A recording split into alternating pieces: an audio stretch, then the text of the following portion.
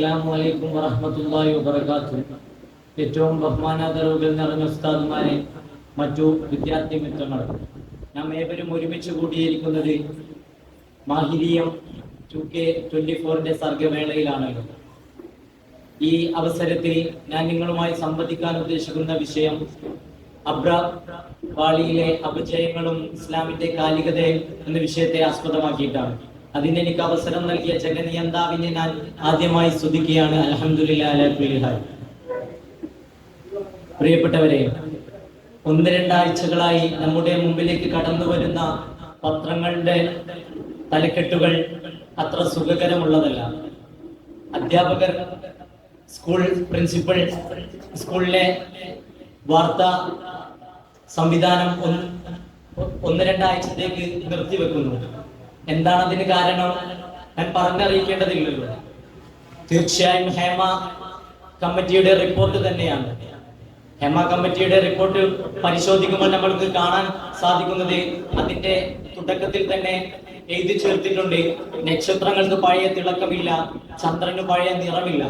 ഇതുകൊണ്ട് അർത്ഥമാക്കുന്നത് എന്താണ്? നമ്മുടെ ദൈവ തുല്യരായി കാണപ്പെടുന്ന അഭിനേതാക്കളുടെ തനി രൂപം പുറത്ത് വന്നപ്പോഴാണ്. എത്രമേൽ ഖേദകരമാണ്! ഹേമ കമ്മിറ്റിയുടെ പശ്ചാത്തലം നമ്മൾ പരിശോധിക്കുമ്പോൾ നമുക്ക് കാണാൻ സാധിക്കുന്നത്, 2017 ഒരു യുവനടി മലയാളം ഇൻഡസ്ട്രി നേരിടുന്ന ലൈംഗിക ചൂഷണങ്ങൾക്കെതിരെ സർക്കാരിനെ സമീപിക്കുകയുണ്ടായി. അപ്പോൾ സർക്കാർ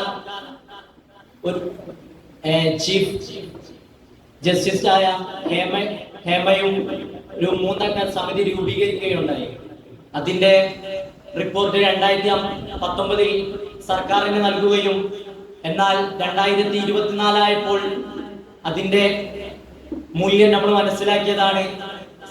സമൂഹത്തിൽ വളരെയധികം ശബ്ദവും അതിനെതിരെ പത്രങ്ങളും മറ്റും എഴുതിയത് നാം സുലഭമായി കണ്ടറിഞ്ഞവരാണ്.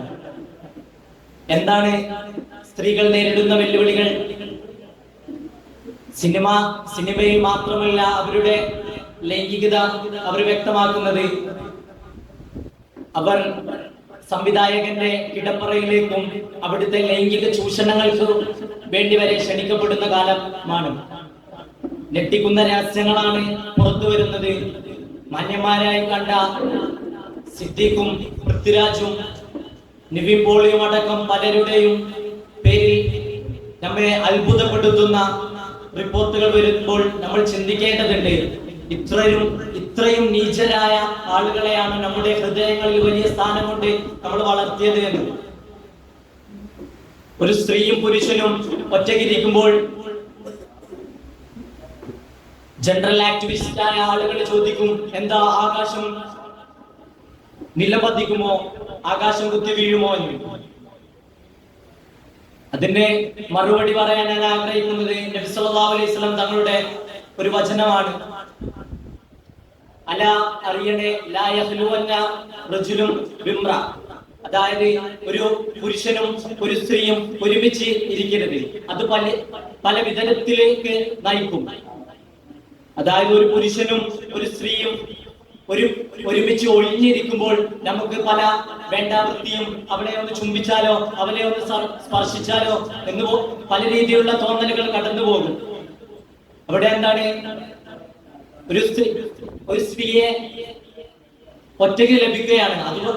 അതേ സാഹചര്യമാണ് സിനിമാ രംഗത്ത് നാം കണ്ടുപോകുന്നത്. സ്ത്രീയെ ഇസ്ലാം എപ്പോഴും ഒരു സ്വർണത്തെ പോലെ മൂല്യമുള്ള ഒന്നായിട്ടാണ് പരിചയപ്പെടുത്തുന്നത്. ലോകത്തിലെ ഏറ്റവും നല്ല വസ്തു എന്ന് പറഞ്ഞാൽ ഏറ്റവും നല്ലൊരു സ്ത്രീയാണ്. നമ്മൾ നമ്മുടെ ഇസ്ലാമിക മൂല്യങ്ങളെ കൂടുതൽ വില കൊടുത്ത് നമ്മൾ കാണണം.